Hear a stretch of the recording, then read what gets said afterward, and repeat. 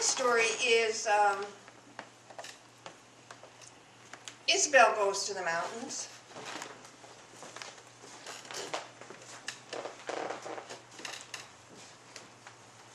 Isabel felt triumphant. She didn't know the word, but that's how she felt. She was on a trip with Father. Just the two of them? Oh, it had been a near thing. She had heard Mother and Father talking, and then, later, Mother in the kitchen with Mary. But excuse me, ma'am, but he himself is not taking that child up in the mountains. I mean, they're not proper people up there. Mary, Isabel couldn't see her mother's face, but she knew her mouth was set in a straight line. As you know, Professor Gordon has made these trips before, and if he says it's safe for a 10-year-old to go along, well, that's the way it will be. Safe, thought Isabel. Safe with Father? Well, the mountains were so big and so green. Father, where will we stay?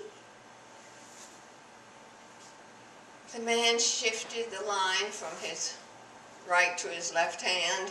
They had been riding all day. Oh, there'll be a place, Isabel.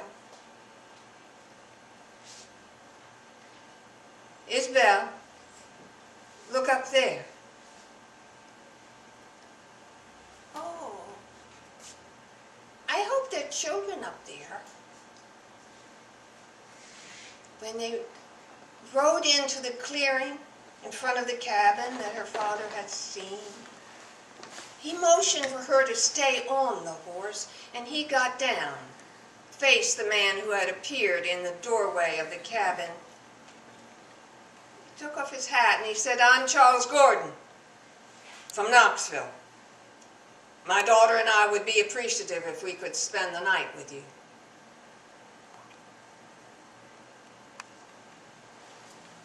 The man looked. He looked at Isabel.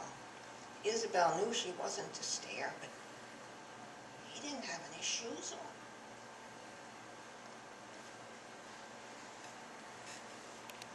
"You don't sound like you're from Knoxville," the man said. "Oh," her father said, I was born and raised in Michigan." "Oh," said the man, "that's too bad now. But if you and the young'un want to stop with us, you're welcome. Name's Clemens." Inside, the cabin was smaller than Isabel expected.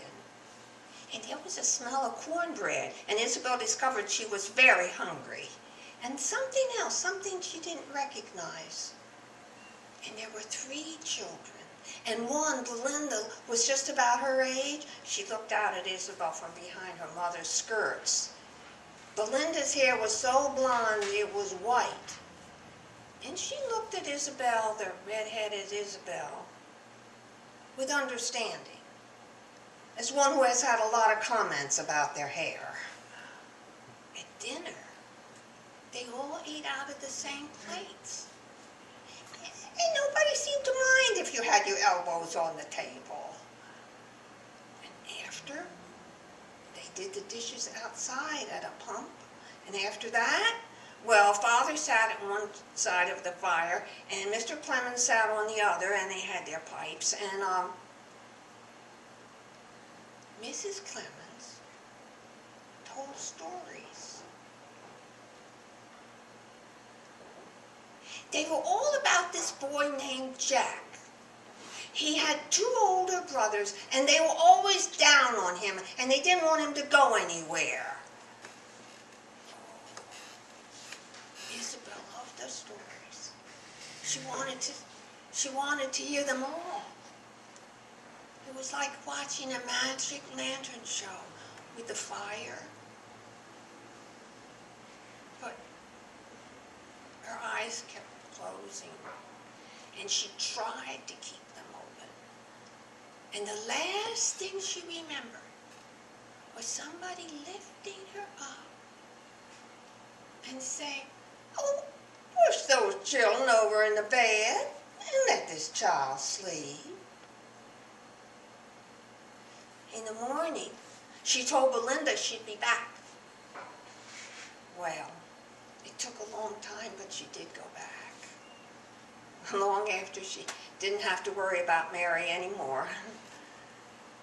She came back to collect the stories. She'd sit on the front porch with the women with bonnets, and they snapped peas and rocked, and she'd write down the stories. Years later, her daughters noticed that she really loved to snap peas. They couldn't understand it. Well, she went to the university with these stories, and they were not interested. Wanted her to write about Mansville. Then she went to the University of Chicago with the stories. Oh, well, those must be stories that the children bring home from school. They're not original stories.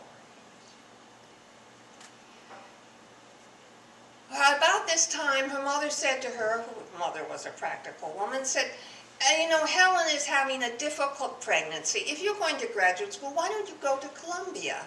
Because then you can help Helen out, who was living on Long Island." Good as way as any to choose a graduate school. Isabel went. She went to the English department with her stories. Well, maybe you could do your thesis on place names. Isabel now was getting just a little defensive about her stories, and she hung in there a bit. And finally they said, "Well, why don't you go over to that new department, what they call anthropology? Yeah, Dr. Boaz, why don't you go over there?" Well, she did. And life took over. She published a few of the stories, but that was sort of the end of it. Many years later, I was in a group, you know, one of those settings where they say, "Oh, all go around and say your name. Let us all get to know each other." For some reason, I never used my middle name. I said, "My name is Janet Gordon Carter." A man detached himself from the group, came up to me and said, "Are you any relation to Isabel Gordon Carter?" I said, "She's my mother." She was my mother. He said, I said, he had said something about what he did, and I said, there was an anthropologist, an Africanist, and because I remember dimly calls coming to our house, and he said, "I don't know about any Africanists, but Isabel Gordon, well, she was one of the early collectors of folklore in this country. She collected the jacktails." And he looked at me amazed. He said, yes. Yes, as a matter of fact, the versions she collected were raunchier than the ones that were later published. I had to get away. I thanked him. He said he'd write me more about it. But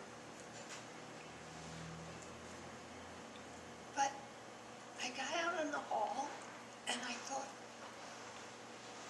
"Oh, Mom, we never made room for the stories. We never gave you space for the stories."